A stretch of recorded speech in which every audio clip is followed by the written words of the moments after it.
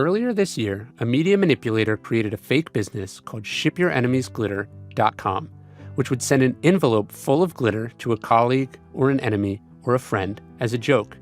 It didn't actually exist. He didn't have any glitter or envelopes. It was just a website. The man posted it on a few social media sites and then sent anonymous emails to a number of small media outlets who quickly picked it up. He then took that link and sent it to a number of bigger outlets who also picked it up.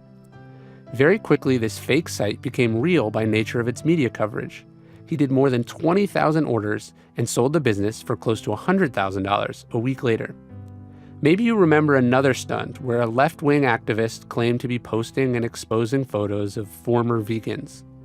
The site got loads of online media attention and then mainstream news coverage until he secretly redirected the site to videos of slaughterhouses, essentially using the media to trick people into learning about his cause.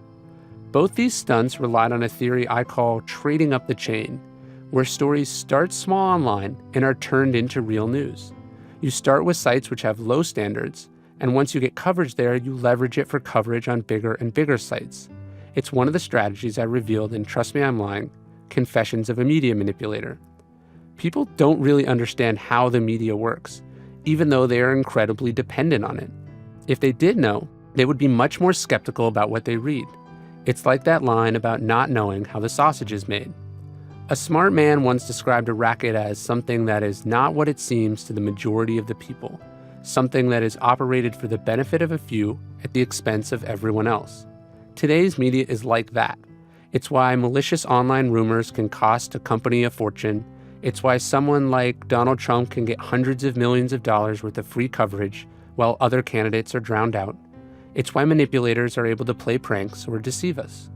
What I've tried to do is show people how that works. There are a few critical facts you should know if you're trying to understand this new media environment. Well, the first is that we've gone from a world of scarcity to abundance. It used to be that there was only so much space in a newspaper. Now there is an unlimited amount of room, and each story is more money. There used to be a cost to getting it wrong, when outlets cared about their reputation and had paying customers, aka subscribers. Getting it wrong was bad.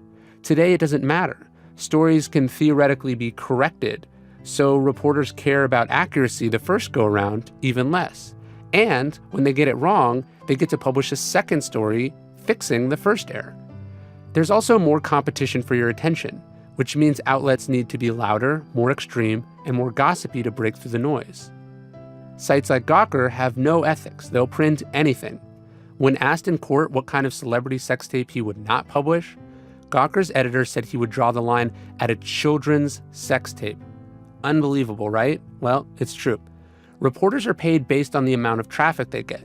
Most sites give page view bonuses to their reporters, which means that reporters are incentivized to exaggerate and speculate and be as sensational as they can. And on top of all this, manipulators have enormous budgets, access to huge resources, and are in many cases smarter than the media that they seek to manipulate. So what does this mean? Well, it means if you're a marketer, you have a lot of opportunities. It's easier than ever before to get attention, to create compelling spectacles. But as a human being, it means that the information we rely on in the media is increasingly suspect.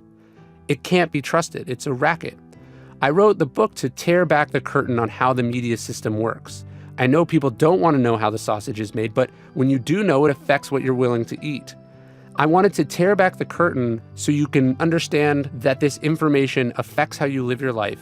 It affects what you see and you hear and you read. And ultimately, it shapes the world that you live in. So in some ways, marketers can take advantage of it in clever, interesting ways. You can come up with something like ShipYourEnemiesGlitter.com, or it can also be used to drive the country in the wrong direction.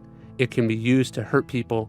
It can be used to make the world a worse place. So how you choose to use this information is up to you. But once you learn it, there is no going back.